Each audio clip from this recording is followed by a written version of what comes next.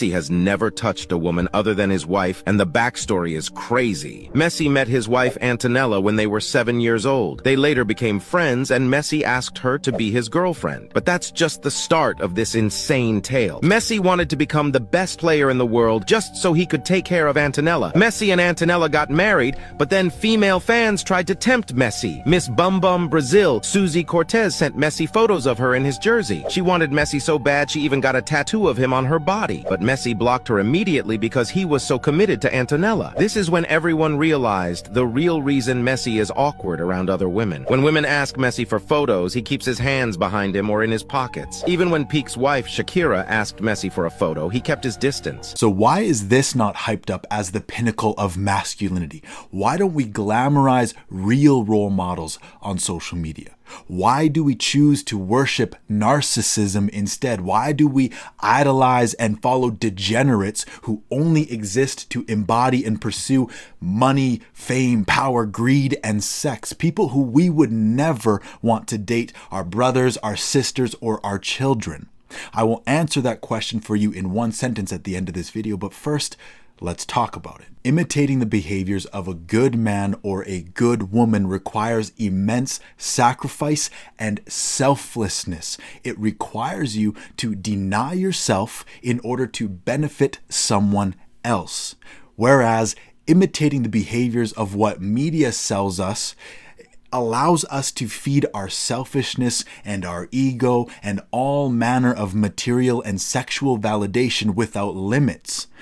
And sure, while building fame and fortune does require work and sacrifice, all denial of self involved is technically still benefiting and gratifying our selfish gain and our egos. Yes, I have to work hard and delay gratification in order to make money and increase my influence and status and value, but it is still growing and feeding into my ego and my personal power. It is so much easier to hype up the men and the women whose behaviors justify and glorify my own bullshit and selfishness. If I can hype up hoe behavior and put that on a pedestal, then I can feel better and even justified about my own hoe behavior. And it's crazy how most of us struggle to be faithful or to have self-control, and we don't even have millions of dollars or fame or fortune or 24/7 access to supermodels and validation. Really, the only thing stopping most of y'all is your lack of access. And these are just some of the reasons why society chooses to look up to Bugattis and yacht girls. It's because that lifestyle requires zero sacrifice of your own selfishness. Everything is permissible, but not everything is beneficial. What requires more sacrifice from my character as a man? Work hard, go to the gym, make money, get status, get wealth, get women? All of those things, though difficult to accomplish, all feed my ego.